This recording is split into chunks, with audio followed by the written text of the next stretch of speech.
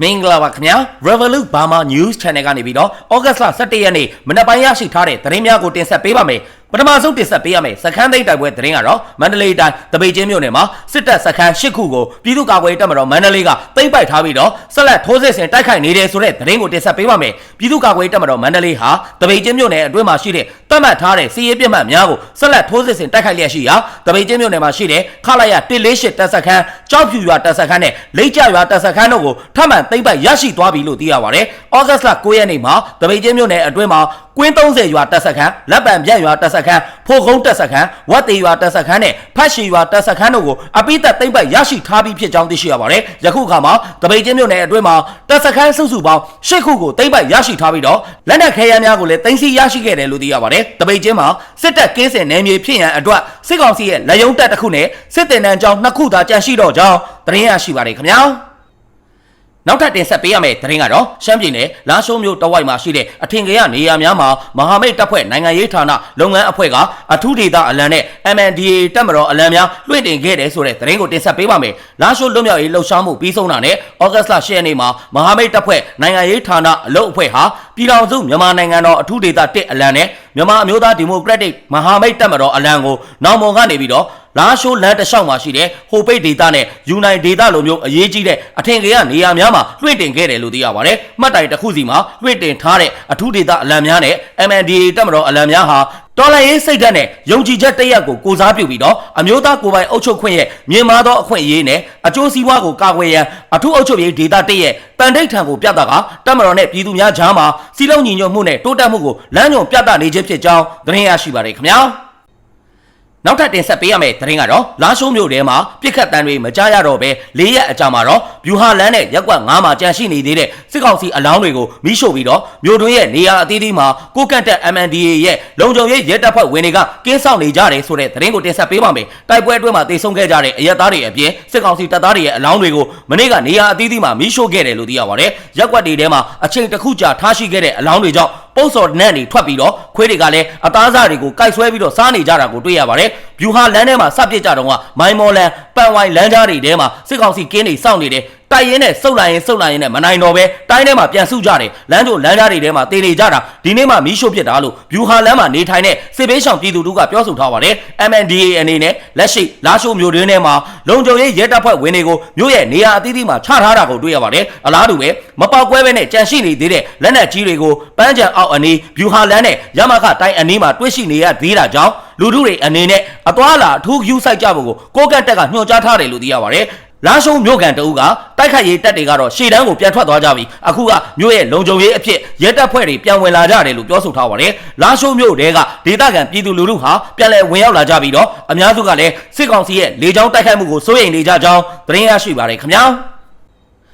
နောက်ထပ်တင်ဆက်ပေးရမယ့်တိုက်ပွဲသတင်းကတော့ရှမ်းပြည်နယ်တီဘောမြို့နယ်မှာတိုက်ပွဲများဖြစ်ပွားနေပြီးတော့အကြမ်းဖက်စစ်ကောင်စီကတိုက်ပွဲဖြစ်ပွားခြင်းမရှိတဲ့နောင်ချိုမြို့နယ်ကိုလေကြောင်းကနေပြီးတော့ဘုံကျဲတိုက်ခိုက်နေတဲ့ဆိုတဲ့သတင်းကိုတင်ဆက်ပေးပါမယ်။ဩဂတ်လ10ရက်နေ့မှာတီဘောမြို့နယ်ညောင်ပင်ကုန်းအကျဉ်းတောင်မှာမနက်8:30မိနစ်အချိန်မှာတောင်းတမတော် TNL နဲ့အကြမ်းဖက်စစ်ကောင်စီရဲ့စကခ1လက်အောက်ခံခမရ903 904ခလာရ23တို့နဲ့တိုက်ပွဲတွေဖြစ်ပွားနေတယ်လို့သိရပါတယ်။ဒါအပြင်တီဘောမြို့နယ်စံဖိတ်ရွာနဲ့အေရှာဝါတိုးဂိတ်မှာလည်းတိုက်ပွဲများဖြစ်ပွားခဲ့တယ်လို့သိရပါတယ်။အကြမ်းဖက်စစ်ကောင်စီကနောင်ချိုမြို့နယ်ရွှေမုံထောရွာမှာတိုက်ပွဲဖြစ်ပွားခြင်းမရှိဘဲနဲ့ Y12 လေယာဉ်နဲ့9ကြိမ်ဘုံ42လုံးလာရောက်ကျဲချတိုက်ခိုက်ခဲ့တယ်လို့သိရပါတယ်။ဩဂတ်လ9ရက်နေ့ကလည်းတီဘောမြို့မိုင်9မှာအကြမ်းဖက်စစ်ကောင်စီရဲ့ Y12 လေယာဉ်ကဘုံအလုံး90လာရောက်ပြီးတော့ကျဲချတိုက်ခိုက်ခဲ့ကြောင်းသတင်းရရှိပါတယ်ခင်ဗျာ။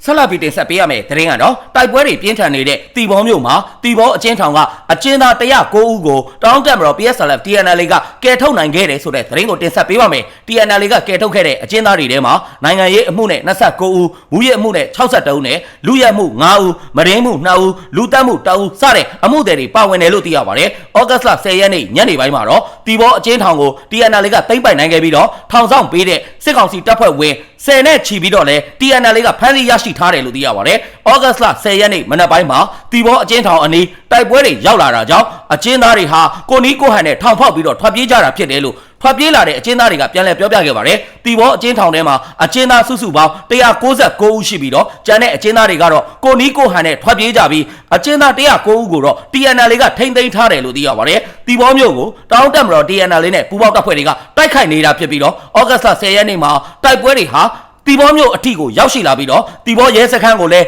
TNL ကသိမ်းပိုက်နိုင်ခဲ့ပြီလို့ရှေ့တန်းသတင်းရင်းမြစ်ကပြောဆိုထားကြောင်းသတင်းရရှိပါတယ်ခင်ဗျာဆက်လက်ပြီးတင်ဆက်ပေးရမယ်တိုက်ပွဲသတင်းကတော့မန္တလေးတိုင်းမြင်းကြံမြို့နယ်မြောက်ကျွန်းကျေးရွာအကြမ်းဖက်စစ်ကောင်စီရဲ့ဂိတ်ကိုဝင်ရောက်ပစ်ခတ်တိုက်ခိုက်ရာစစ်ကောင်စီဘက်ကတက်ကြက်ကြီး2ဦးအပါအဝင်3ဦးသေဆုံးပြီးတော့တနက်တလက်သိမ်းဆီးရရှိခဲ့တယ်ဆိုတဲ့သတင်းကိုတင်ဆက်ပေးပါမယ်။ဩဂတ်လ10ရက်နေ့မနက်8:08မိနစ်အချိန်မှာမြင်းကြံမြို့နယ်မြောက်ကျွန်းကျေးရွာမှာတပ်ဆွဲထားပြီးတော့အကြမ်းဖက်စစ်ကောင်စီတပ်သားများနဲ့စစ်ကောင်စီခန့်အုပ်ချုပ်ရေးမှုတို့ပူးပေါင်းကဂိတ်ဖွင့်ပြီးတော့ခရီးသွားပြည်သူများထံကနေပြီးတော့စက်ကြီးကောက်နေတဲ့အကြမ်းဖက်စစ်ဗိုလ်ပါတဲ့6ဦးရှိနေတဲ့စစ်စေးရေးဂိတ်ကိုဝင်ရောက်ပစ်ခတ်တိုက်ခိုက်ရာတက်ကြက်ကြီး2ဦးနဲ့တပ်သား2ဦးနေရာမှာတင်ပွဲချင်းပြီးတိတ်ဆုံးသွားတယ်လို့သိရပါတယ်။ရှစ်လေးလုံးအထိမ့်မှတ်နေ့အဖြစ်နဲ့မနက်8:08မိနစ်အချိန်မှာဝင်ပြီးတော့ပစ်ခတ်ခဲ့တာပါ။အဲ့ဒီဂိတ်ကကျေးရွာအုပ်ကြီးနဲ့စစ်ကောင်စီတွေပေါင်းပြီးတော့ထောက်ခံစာကိုအကြောင်းပြပြီးပြည်သူလူထုအပေါ်ကိုစက်ကြီးကောက်နေတယ်မတရားငွေတောင်းနေတယ်ဘိုးပါဝင်3ဦးကထွက်ပြေးလို့လွတ်သွားတယ်ပြည်သူတွေထိမှဆိုလို့လွတ်ပေးလိုက်ရတာဂိတ်ထဲမှာပဲတက်ကြက်ကြီး2ဦးတပ်သား2ဦးနေရာမှာတင်သေတယ်လို့တော်လည်းရေးသတင်းအရင်းမြစ်ကပြောကြားထားပါတယ်အခုလိုမျိုးတိုက်ခတ်မှုအတွင်းမှာ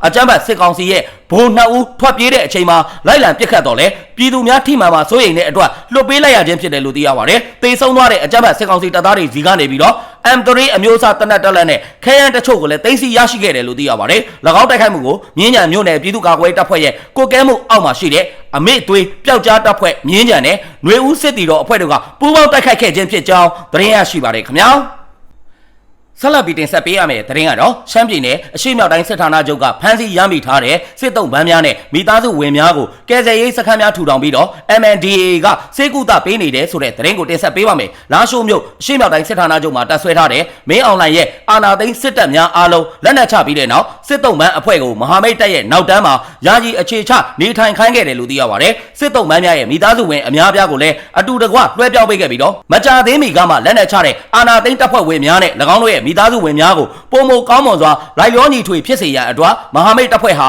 တပ်ဆိုင်ရာကယ်ဆယ်ရေးစခန်းများကိုထူထောင်ပေးခဲ့တယ်လို့သိရပါတယ်စစ်တုံးဗန်းနဲ့၎င်းတို့ရဲ့မိသားစုများပြားမှုကြောင့်မဟာမိတ်တပ်များက၎င်းတို့ကိုကယ်ဆယ်ရေးစခန်းများကိုအတုပ်လိုက်ဆေးလွတ်ခဲ့တယ်လို့သိရပါတယ်ပထမအတုပ်မှာအာနာသိန်းတပ်ရဲ့စစ်တုံးဗန်း3000ကျော်နဲ့၎င်းတို့ရဲ့မိသားစုဝင်များကယ်ဆယ်ရေးစခန်းကိုရောက်ရှိလာပြီးတော့အများစုဟာဒဏ်ရာရရှိကမဟာမိတ်ရှေ့တန်းကဆေးဘက်ဆိုင်ရာဝန်ထမ်းများကကုသပေးရန်လိုက်ပါသွားခဲ့တယ်လို့သိရပါတယ်။ဒါအပြင်စစ်တုံးဗန်းများရဲ့မိသားစုဝင်အများစုဟာအသက်ကြီးအားနည်းသူများအမျိုးသမီးများနဲ့ကလေးငယ်များဖြစ်ကြတဲ့အတွက်ကြောင့်ကုန်တင်ကားကြီးများအတက်အဆင်းခတ်ခဲ့တဲ့အတွက်ကြောင့်ကယ်ဆယ်ရေးစခန်းကိုကားဆင်းလွယ်ကူအောင်ကူညီဖို့အတွက်မဟာမိတ်တပ်များကအထူးတပ်ဖွဲ့ဝင်များဆေလွတ်ပေးခဲ့တယ်လို့သိရပါတယ်။စစ်တုံးဗန်းများကိုဦးစားပေးကောင်းမွန်စွာဆက်ဆံခြင်းဟာမဟာမိတ်တပ်ရဲ့တသမတ်ထဲသောမူဝါဒဖြစ်ပြီးတော့ 2.9 လွတ်မြောက်ရေးစစ်ပွဲက2015ခုနှစ်1027 Hurricane စစ်စင်ရေးအထိကိုမဟာမိတ်တပ်ဖွဲ့ဟာကာလာအတွင်းလက်နက်ချခဲ့တဲ့စစ်တုံးဗန်းများနဲ့၎င်းတို့လိုက်ပါလာတဲ့တပ်သားများရဲ့မိသားစုဝင်များကိုအခချင်းငွေပေးဆောင်ကရင်းများကိုစီစဉ်ပေးခြင်းဘေးကင်းသောဒေသများကိုပို့ဆောင်ရန်တို့ကိုစီစဉ်လှုပ်ဆောင်ပေးခဲ့တယ်လို့သိရပါတယ်။ဩဂတ်လ6ရက်နေ့ကလည်းမဟာမိတ်နိုင်ငံရေးဌာနရှေ့တန်းလုပ်ငန်းအဖွဲ့ကလည်းလာရှိုးမြို့မှာရှိတဲ့စစ်တုံးဗန်းတပ်သားများရဲ့မိသားစုဝင်များကိုလွှတ်ပေးခဲ့ပြီးတော့ထုတ်လုပ်မှုလုပ်ငန်းကိုပြန်လည်စတင်နိုင်ဖို့အတွက်တတ်နိုင်သမျှအများဆုံးကူညီဆောင်ရွက်ပေးခဲ့တယ်လို့သိရပါတယ်။အဲ့ဒီစစ်တုံးဗန်းမိသားစုဝင်380ကျော်ရှိပြီးတော့ခရီးစရိတ်ကိုတအူးကို9000ကျပ်ပေးဆောင်ထားပြီးစုစုပေါင်းကျပ်ငွေ66သိန်းပေးဆောင်ပြီးဘေးကင်းရာကိုပို့ဆောင်ပေးခဲ့ကြောင်းသတင်းရရှိပါတယ်ခင်ဗျာအခုလိုမျိုးမြန်မာတနိုင်ငံလုံးမှာဖြစ်ပွားနေတဲ့စီးရေးသတင်းနိုင်ငံရေးသတင်းများကိုအချိန်ပေးပြီးတော့နားဆင်ပေးတဲ့အတွက် Revolut Burma News Channel ကနေပြီးတော့အထူးပဲကျေးဇူးတင်ရှိပါတယ်ခင်ဗျာ